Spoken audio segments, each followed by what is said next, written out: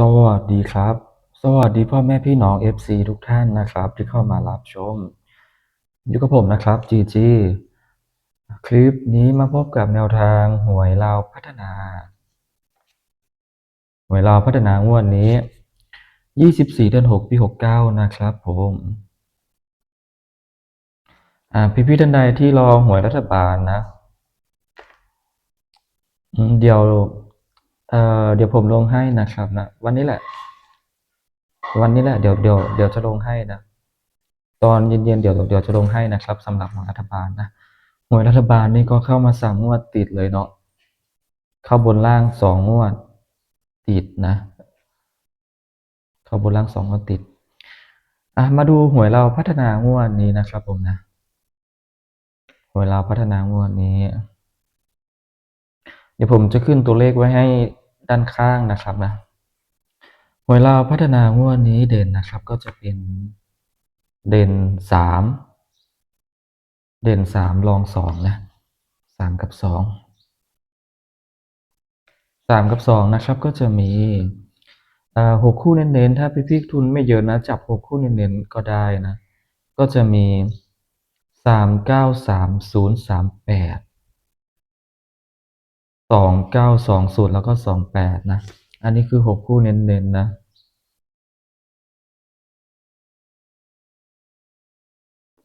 6คู่เน้นๆถ้าทุนเยอะจับตัวกันไว้ด้วยแล้วกันเนาะก็จะมี3525 37แล้วก็36นะครับผม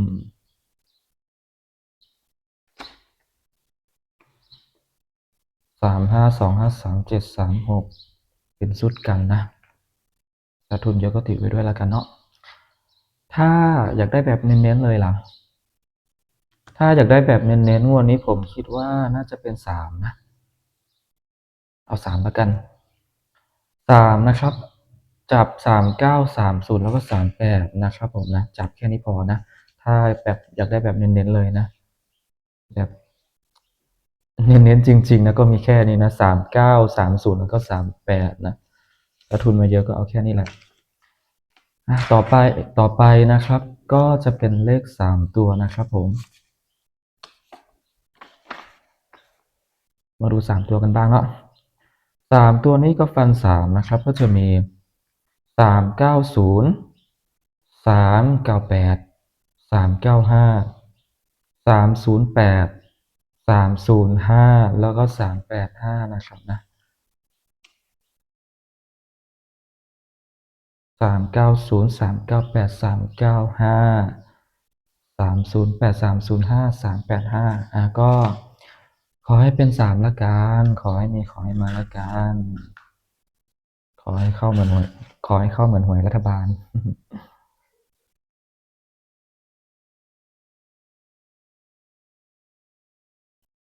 ก็มีเท่านี้ครับผมนะสำหรับหวยลาวพัฒนางวดนี้นะฝากกดไลค์กดติดตามกดกระดิ่งแจ้งเตือนไว้ด้วยนะครับกดแชร์ให้ผมด้วยนะถ้าใครโชคดีแล้วก็ส่งของขวัญให้ผมก็ได้นะช่วงนี้มันก็อย่างที่เห็นเลยช่องผมนะทั้งช่อง GG แล้วก็ช่องนี้ด้วยยอดวิวแบบตกมากเลยจ้ะตกมากจริงๆเลยอยากสนับสนุนเนาะก็ดูโฆษณาให้กันด้วยนะครับนะ หรือว่าจะส่งของขวัญให้ผมก็ได้เนาะฝากกดไลค์กดติดตามไว้ด้วยนะครับคลิปนี้ขอตัวลาไปก่อนนะครับสวัสดีครับ